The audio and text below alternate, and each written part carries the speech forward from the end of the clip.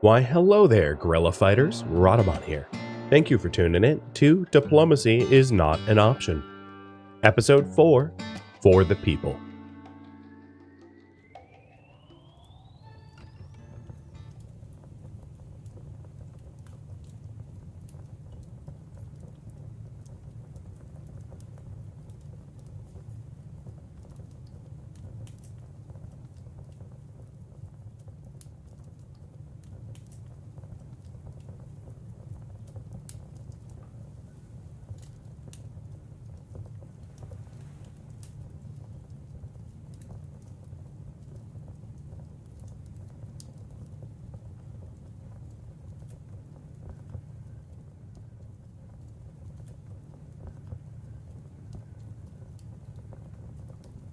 So to answer your question, they're rebelling against taxes.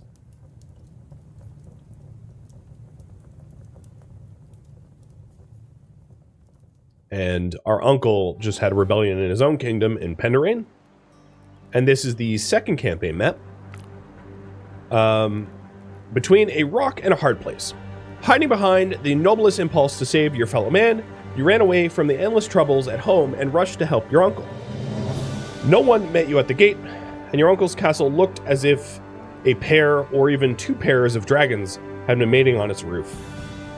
You were just about to flee when it turned out you didn't have enough provisions for the return voyage. So you ended up going up to Lord Penderain's chambers.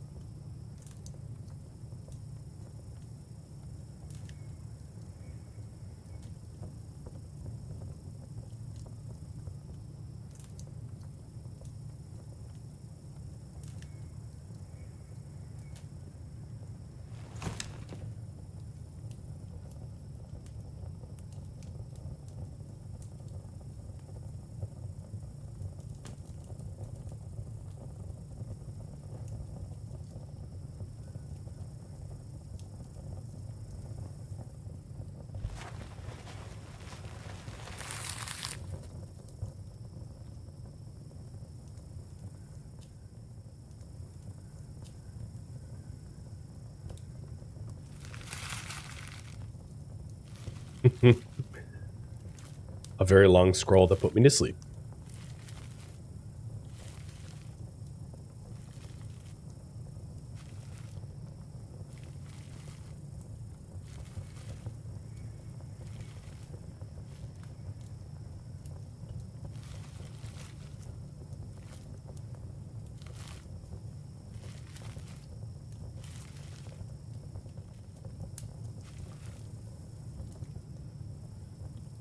Retreat will be deemed equal to treason.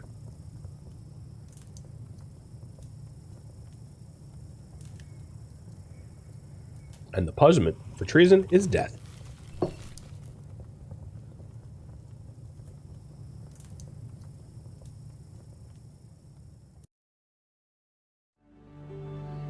So, we have a choice to make here. May 4th, 1491, thousands of peasants from all over the country flocked to the banners of one Scott the Bloody. My uncle's castle is the last barrier to his army reaching the capital. King Ferdinand the Fat ordered me to stop the renegade at any cost. I can either fight for the king or fight for the people. So you guys are going to make that choice for me, if my polling software works.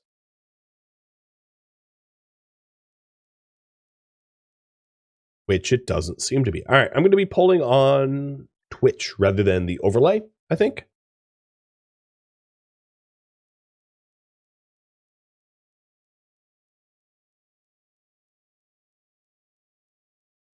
So 2 minutes to vote on that. Showing the backwoods rebels who's in charge and squash the imposter leader like a cockroach is fighting for the king.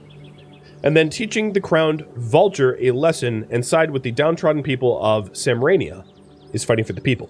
The other thing I will add to this is it is probably, and this is by game design, it's harder to fight for the people than fighting for the king because the rabble are many, but they're weak, and the king's forces are few but much stronger. So when you have to make this choice, when you're posed with this option, the game will warn you that that fighting for the people is the more difficult route, but not necessarily one that you... And that was a prediction. Oh, Lord. I am really good at this. Pull. My hands are so used to running predictions that, yeah, I don't even know how to stream anymore. All right, so there we go. We have an actual poll, and let me cancel that prediction. But looking at the prediction, everybody wanted me to do the king, but I'm deleting it and returning your points. You can see how little I use Twitch polling, because I like the overlay polling much, much more. All right, so you got about a minute left to vote, and then after this, once we get through because this is the final campaign choice. They do plan, and they've been teasing this on Steam, but they do plan on introducing other campaign. That's, I think, what they're currently working on. We can either do endless maps, challenge maps, or whatever else. That will be up to you guys.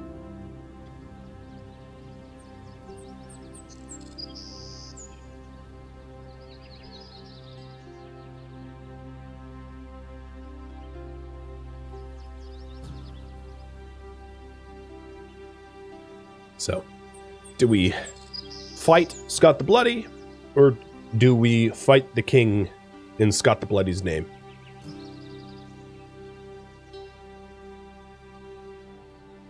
You have like 40 seconds left to vote. I do find it interesting that the banners here are like just inverse of one another. It's very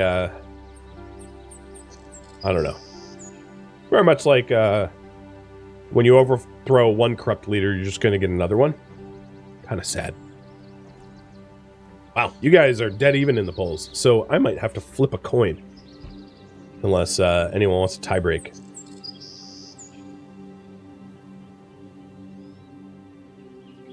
Okay, we're fighting for the people. Stand up to tyranny. You will become a traitor to the crown. The king will not forgive you, and you will not be able to return to the tasks he asks you to do. Besides, the path of a regime fighter is thorny, and the upcoming missions will be much harder to complete. Sounds good? We shall go forth. So instead of backing them up in Pendrain, we head to Riverfork.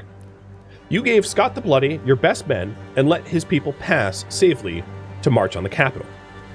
The rebel leader gave you his word that he would be on the throne within a week and that he would thank you royally. But before the embers could cool, Scott returned with a badly shattered army and his eyes wide with terror. The king knew that you had defected, and the whole army was on its way to Pendrain to put an end to the unrest. As a traitor to your country, with a hefty bounty on your head, you were forced to flee south with Scott's remaining forces. So, if we were the baddies before, we're no longer the baddies, or we're just a different flavor of baddie. I'm not sure which. But here we go. Children of the Revolution. 14th May 1491, all is lost. For the second week, we're retreating. Supplies are running low. The king's army is chasing us all over Samrania. We have no choice but to find a stronghold and prepare for a siege. The goals is to repulse 6 waves of enemy attacks, kill all enemies within the area or they will attack with the final wave, and Scott the Bloody must survive. So we have a hero unit we must keep alive. All right, taking a look at what we start with. We start with a bunch of rabble. Most of these guys are just super cannon fodder, except for, I'm going to call him Hodor, but it's Fordor. So Fordor is like a super tank unit compared to the rabble of 10 HP. He is 200. And then we also have a rebel catapult, which is kind of like a discount catapult, like a wish.com catapult. Not very good, but good in a pinch. And then, of course, Scott the Bloody, who, when he gallops, he does more damage. And he's very hardy, so he can't be thrown about by an explosion. Which I think means that he can't be astral raid, but I could be wrong. Alright, so first order of business, just like last map, is to get the builder's house immediately. Builder's house, really, really important. And then start to exploit resources. So it looks to me like we've got stone and iron up here. So I'll probably put my woodcutters in this area. And that's all the people we currently have. So then what I'm going to be doing is employing home building in order to bolster our population thereafter. Does this fit? Let me make sure it fits. So 3, 4, and I'll put the 5 there. Okay, yeah, that'll work. We do have enough food to feed ourselves for like a day and some change, so I'm not going to worry about food production immediately. Scott the Bloody and his men have entrusted their lives to you. Only you can save the cause of overthrowing tyranny. Royal forces are almost there. Command, my lord. Okay. The rightful King Scott the First. So another thing I'm going to do is to scout around with Scott the Bloody. He's horseback, so he's much faster, better at scouting. And to try to avoid getting in any confrontations. Essentially, what I'm looking for is densely packed resources or natural choke points. So like this stone mountain is a really good natural choke point, which I can incorporate in the defense. And then as soon as I hit units, I'm just going to back up. Because the king's units are not pushovers. This Royal Paladin does enough damage that this single Royal Paladin could probably kill half the rabble in my current army. So a huge push for me on day 1 or day 2 is to get a barracks up and running and actually get some regular units rather than running around with rebels, because the rebels are just not going to cut it. The other thing that you can do is straight up delete these rebels to free up population, which I just did, in order to get more production. Because honestly, as troops, they're so weak, they're not worth having, in my opinion. So I'd rather have them working to collect berries and to cut down trees and the like, as that's so much more important early on, in my opinion. The rightful King Scott the First. So I disbanded some of the weakest troops, leaving the shielded ones alone. So you can see that we have the fat flag carriers I can get rid of too. Up. So I'm only keeping the shielded ones because they're a little bit tougher, and then Fordor and the catapult. The rightful King Scott the First. I don't know if it's meta, but it's my meta, so yeah. So we got some good lakes here. Lakes are not passable, and the really nice thing about lakes is you can obviously shoot over them, and most of the enemy units don't use ranged, so you can use this to your advantage, giving yourself really good line of sight on your walls. So for instance, if I had a little wall section here, but I had crazy amount of towers around the lakes, we could shoot into that choke point. Scott the First. Just a for instance. And I think the RNG of this map is very kind to me. It has really nice mountains and choke points, as far as I can tell. So yeah, this is really gentle. It also has iron. I only have one iron node nearby. There's an iron node here, but it's on the other side of the mountain, so it might be a little bit harder to exploit. It's also worth noting that, like, venturing into the enemy encampments, you should not do early on. You should not do with your rabble, because you will lose all your rabble. So we're getting attacked in about 1 minute, but this initial attack is very light. so I don't really need like a mass amount of troops for it. And I think what we're going to want to do with our... I'm going to redesign the houses, because I don't like the way they were laid out. And I'm just going to focus on getting food and population boom initially, so that we can build up our forces. There's iron to the west as well. Where is west? Here, you mean? And here? Yeah, there's some iron. I'm not too worried about it. Looks like there's a decent amount of iron around.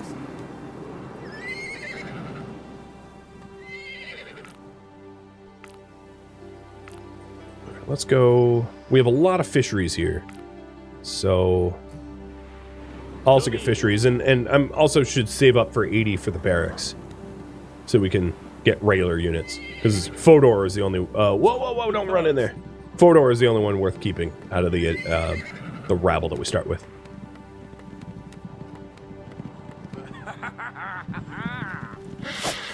Chunk. And getting healers pretty early on to like heal Fodor and heal Scott is really nice because both of them are very, very tanky. So we'll save up for our barracks now. And yeah, the other troops could be helping Scott here, but Scott can handle it. Because we do have enough soul crystals to summon 4 sets of Dark Knights, which is honestly a pretty good amount of troops. All right, our granary is full, so let's go ahead and build another one. Stick it here and here. And I'm aiming, so I'm not going to be using my initial wood for barracks. I'm just going to aim for like a big old population boom so that I can employ tons of people. Oh, I didn't square that. Good job, me. Enemy forces are approaching. All right, wave 1's coming. And I have 2 days until wave 2.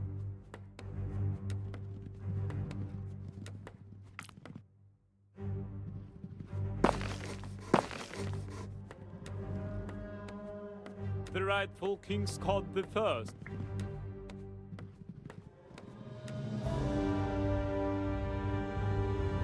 So one important thing here is to fight the aggressors coming in, but not to piss off the encampments, because I don't want to have to fight both. I don't have the forces for both. I have to be careful about how much I bite off.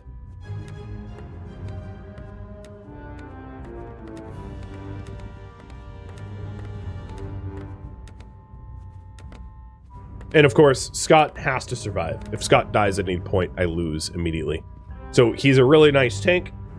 He has high armor. There's different armor types. I didn't cover this, but you have civilian armor, which is like buildings. You've got fortress armor. So fortress armor is more resistant. So just the HP alone doesn't tell the full picture. You also have armor types.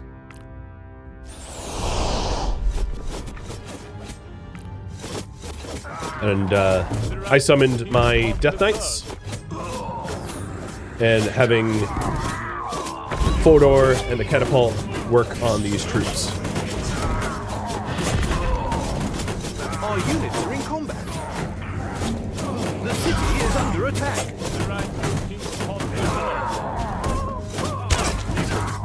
There, we have a few deaths, so I am going to need the Gravekeeper. So I paused the game to get one of those. Let's put Graveyard back there. Actually, I don't like that spot, because that blocks walking around. Is there a way to put it so it doesn't block stuff?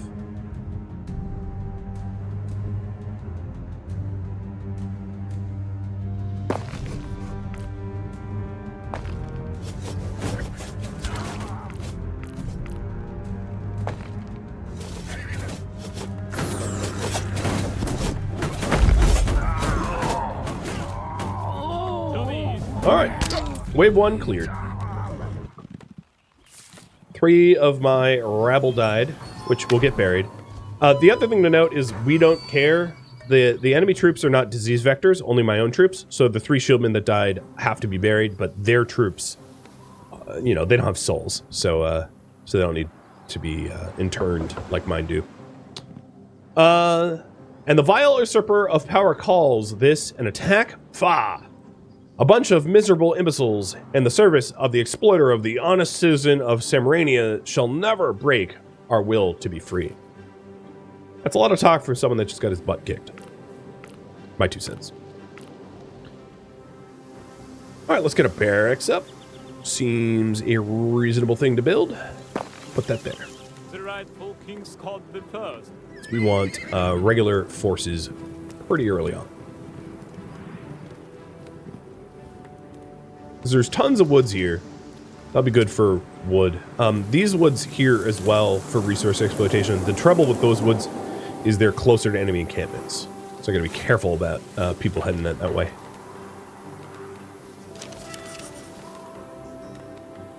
And with this barracks up, I'm gonna start rocking regular archers.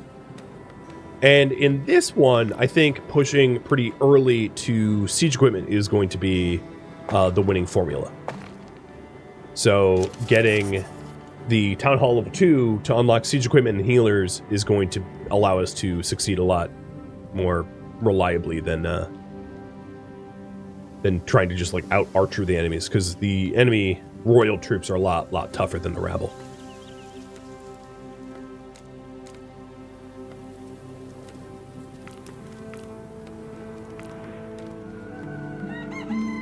So I have 35 unemployed people. One thing I could do with them is just like have my builders build a ton of woodcutting huts. Because woodcutting huts are free. And then if I ever want them to be employed something else, you know, I could always shift that over. I'll put a stockpile there so they could... Oh, we're pissing people off here. We got too close. So I'm going to summon some Dark Knights. So the peasants instinctively ran away from the threat, which isn't always possible. Sometimes they get caught out in the open. And then I sent my troops to go help. So another thing that could be really helpful in this instance, if I have spare wood, is to set up watchtowers. So a watchtower here isn't necessarily going to be able to shoot at anything tactically, but it will be able to reveal some of the map in order for me to see the enemies as they come at me.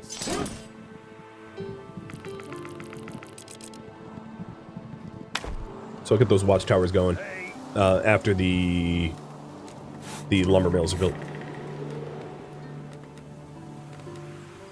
All my granaries are also full.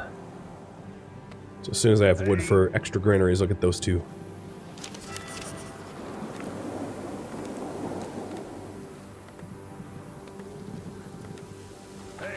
You think Scott dying would be an advantage for my character? I can see that. But if the people believe in him... Alright, so the next attack is coming from the west. It is an attack of... Yeah, so it's hitting here, which is kind of unfortunate. It's not a good spot for me. So getting like a wooden wall around here is probably the way to go. And then I only have the one siege piece, so I'll put one little siege tower, wooden tower there. I do have these Dark Knights going out to the edge of the map, because they're timed units, and I don't really care if they die. I already spent the soul crystals on them, so might as well have them scout for me. It doesn't look like there's any enemies between me and the edge of the map. But here, as you can see, there are enemy siege equipment that are attacking me. Right? So you gotta be really careful when you're clearing out the enemy camps, because they have royal siege machines, which are not to be... Don't mess around with them. They will kill you quick.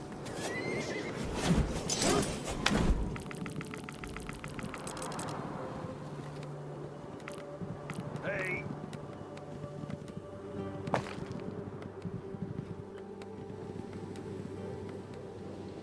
I did mention wanting an extra granary, which I haven't yet built.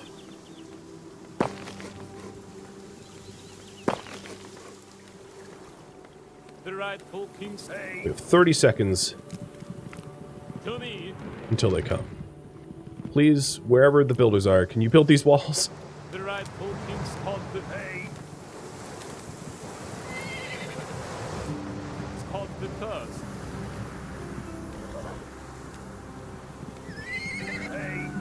If you're wondering if this game versus They Are Billions or like the formula they're of, I would say like To me. this probably originated with the Enemy original forces are StarCraft or approaching. Warcraft. You know, it's old. This is just a spiritual successor of those style of games, I think. The Okay, rightful king's called the first. so we've got archers on the walls, the catapult up in the tower, Oh, yeah. and here's the second wave. And as you can see, they aren't messing around. There's quite a lot of them. And one nice thing would be for me to get the Gargantuan potion, which I forgot to get ahead of time, so that's on me, and that will help us to wave clear a little bit faster.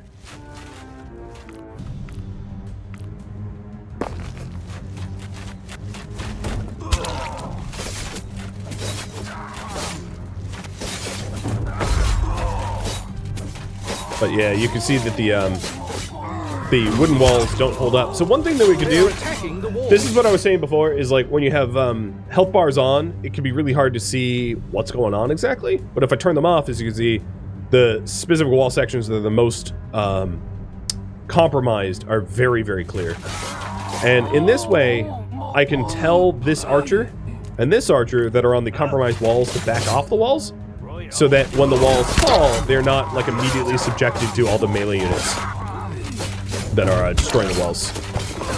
And that way I don't actually take any losses, telling them to evacuate just beforehand, and then putting my melee troops in the vanguard.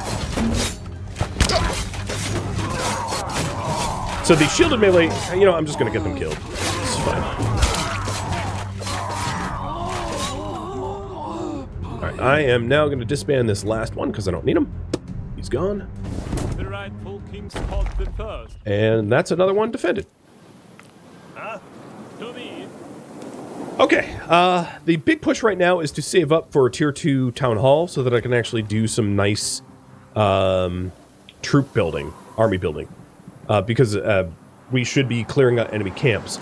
So what I can try to do is to use the Rebel catapult to help clear enemy camps, but the Rebel Research catapult complete. kind of sucks, so it's going to be a little tricky to do.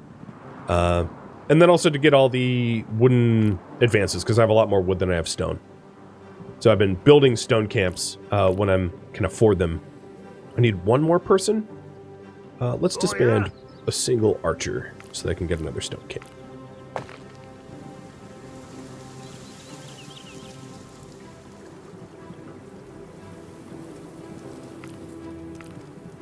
We are also going to need to put our gravedigger to get those two corpses that gave their lives. And might as well just replace that wooden wall. I don't know if that's going to be the footprint of the eventual They are attacking permanent. our citizens. Oh, shoot. But I am not going to use the stone crystals to defend against this. But what I can do, if I want to thwart future attacks like this, is to build walls to give me a little bit more time. I probably am not going to leave a permanent defense force, however, because a permanent defense force will limit the amount of people that I have to run my own attacks against their encampments. But a wall alone would probably protect from stuff like that. Unfortunately, I lost 2 people in that ambush, meaning that I can't put the camp back because the camp requires 4.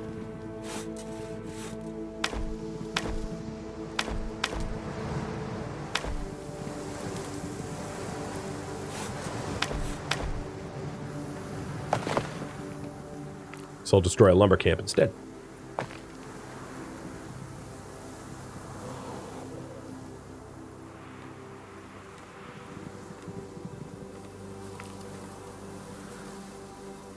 Now for the enemy encampments, Called the first. the strategy I like to employ is just to lure a few at a time. so that it's a manageable number. That way we don't get swamped. Research complete.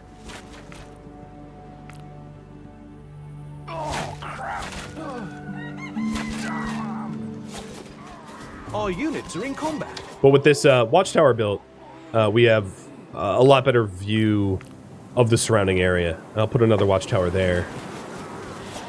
Put maybe one here. To me.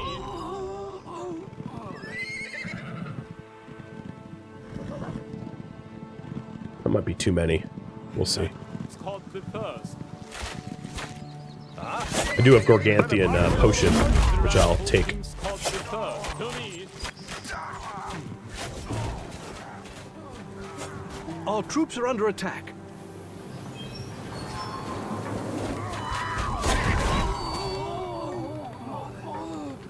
The So far, so good. It's called the first.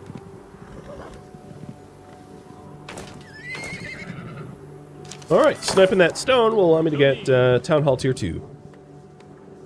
Nothing like using the enemy's resources against them, right? My stockpiles are too few. We are greatly outpacing the capacity here.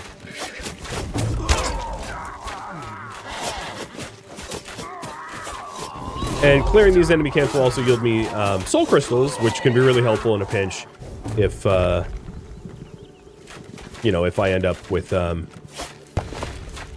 rightful king's needing to called summon knights.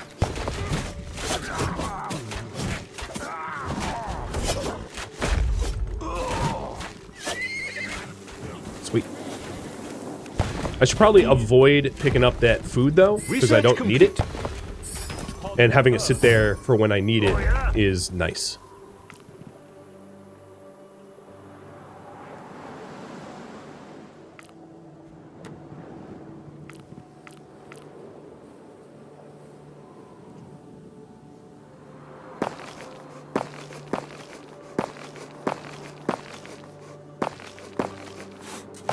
Time for another pop boom.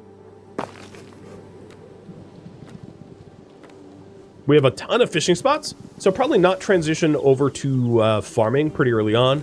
I'll just deplete all the fishing spots that are around us. So, I can see another enemy encampment over there, but they have siege equipment over there, so it's way better for me to have my own siege equipment to do siege versus siege, rather than for me to, like, run in and have their siege equipment splash me and kill up a whole bunch of people. So, I'm going to want to avoid that. The other thing I want... Oh. It's out of wood. The other thing I might want to do is to get another builder's house. And have that as a higher priority than the castle itself. So the castle is priority 2, just to double the amount of builders I get, which will double the speed that the castle gets built.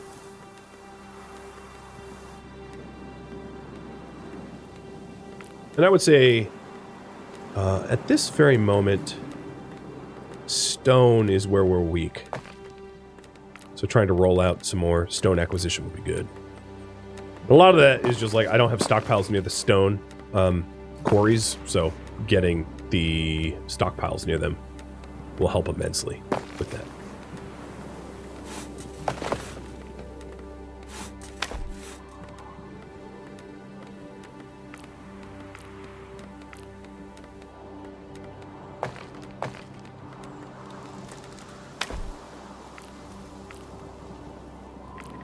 Okay, keeps level 2.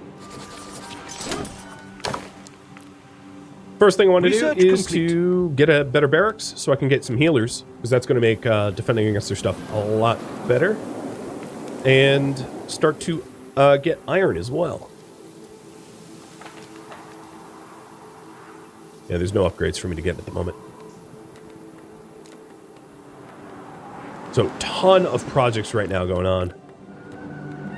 I would say probably iron's maybe the most important, because without that I'm not going to be able to unlock a lot of the necessary upgrades. So there's a large iron vein there. There's one here, which is going to be really easy to use.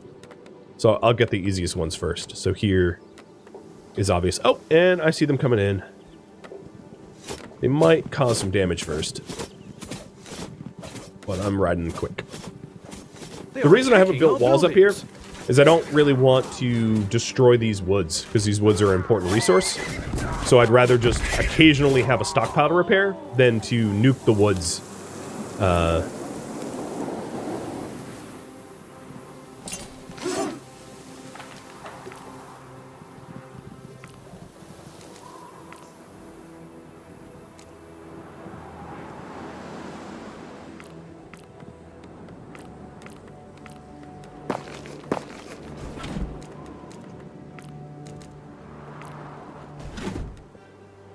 Oh, shoot. Alright, I thought that camp was going to be easier than it was. But as you can see, they were already using their siege equipment against my archers. So nope, let's back up.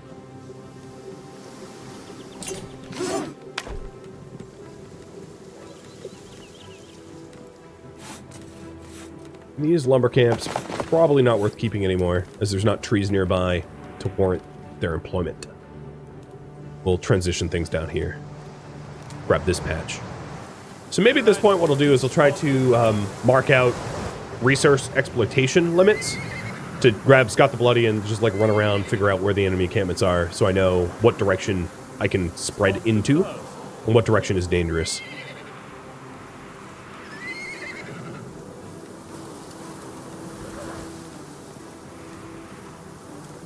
So running this wall all the way down to this mountain might not be a bad idea.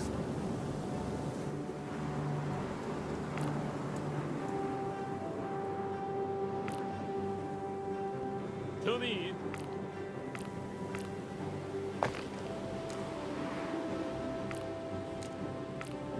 The rightful King Scott the First.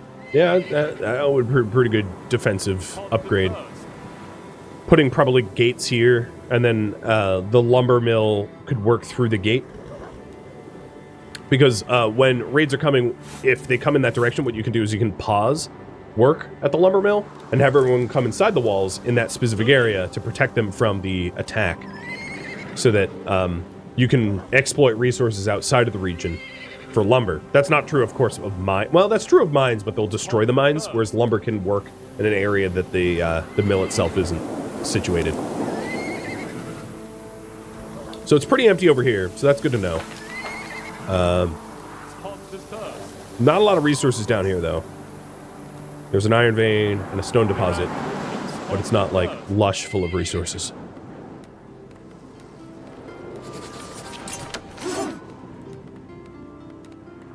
And in a second here, I'm about to get a big pop boom, because I've like doubled the amount of houses that we have. So what I'm going to need to do is, as soon as we get that population income, ramp up the amount of food that I produce, or we're going to have some starvation.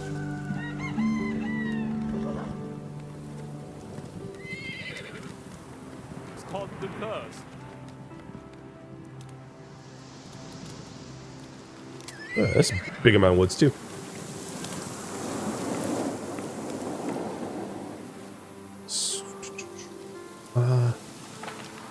I might not put the fishery there because it stops people from being able to walk around it.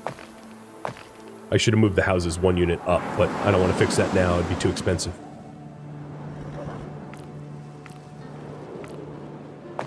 To me. So it looks like there's probably an enemy camp here, but it looks like there's... Oh yeah, alright, so I found some enemies there. Scott the First. There's a lot of breathing room, in other words. So there's an enemy camp there. But yeah, I do have a lot of space to expand into, which is good.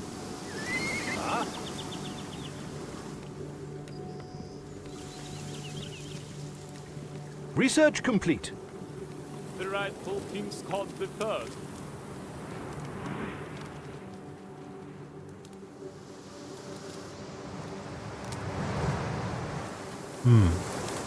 What to upgrade? I'm gonna say nothing at the moment. The First. Oh yeah. Alright, so where are Our we troops are under attack. weakest? I would say ramping up iron so that I can get siege equipment is probably the next big thing to work on. And then to also ramp up stone production so that I can get some stone walls. Because between siege equipment and stone walls, that's probably the viable way forward. So I'm going to upgrade the stone mines that I currently have to exploit resources faster per stone that I get. So if you take a look here, you can see it's 17 seconds to mine 1 stone, 13 seconds to mine 1 stone, and increased stone extract in this mine ×2. So the higher level stone mines are definitely better. And that's going to be my high priority to really ramp up stone production. And I might even move these lumber mills to somewhere more useful, and then to upgrade them as well. So maybe some level 2 lumber mills here with dedicated storages, and then to get rid of that, because this is we're getting at this point kind of close to their enemy encampments. Oh, speaking of which, they're back. They really like that storage stockpile that has like almost nothing in it. Attack. I don't care if they destroy a little bit of stone. I'd rather keep my soul crystals.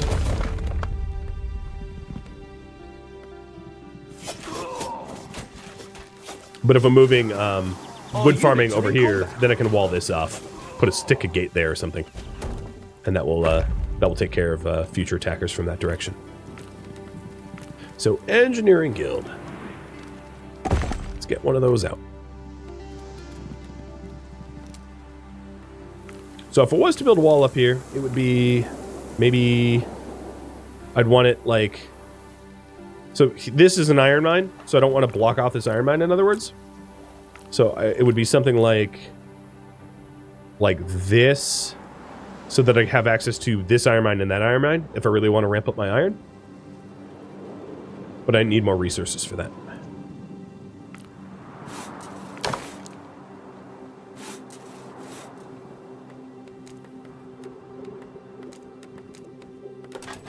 What are my builders? So right now the builders are, I think, upgrading the...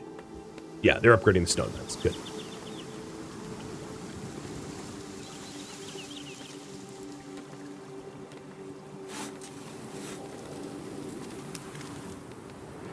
I think I'd rather have them do the timber, though.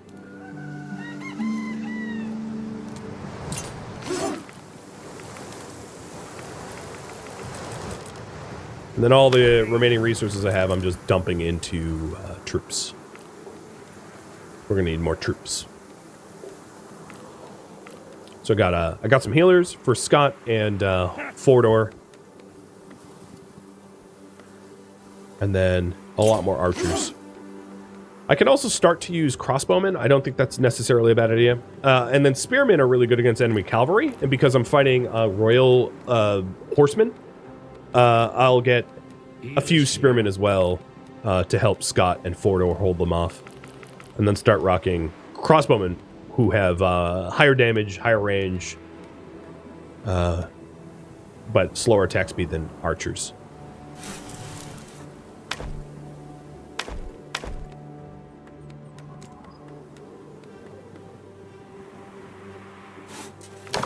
Healers here.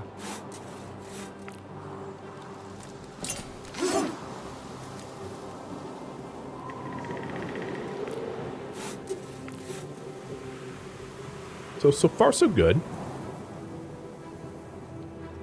Food might need to be the top priority for building these 2 fisheries, because I see that we're consuming 153 per day, which is quite a lot. We need to keep up with that demand. And then let's keep doing research. I've been bad at that. So builder's efficiency. Now we're getting a lot of stone, and I haven't really incorporated that into the defenses yet. I think what I want to do is I want to level up the builder's huts to level 2, and then just build the walls where we need them for next wave attack, and then start to build up the resources needed for a full walls around the entire base.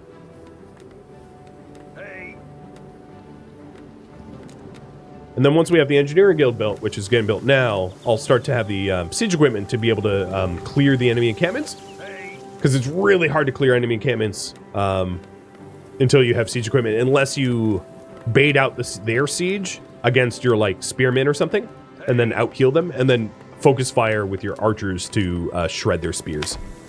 I mean, you can do it that way too. Both works.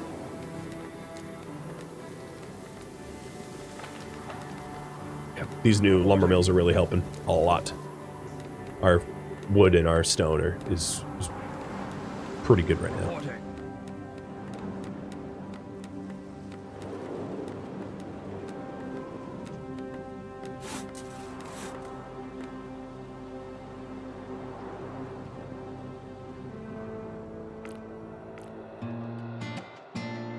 Thank you for tuning in to Diplomacy is Not an Option, which originally streamed live on Twitch December 12th. If you have any feedback or questions for me, let me know in the comments below.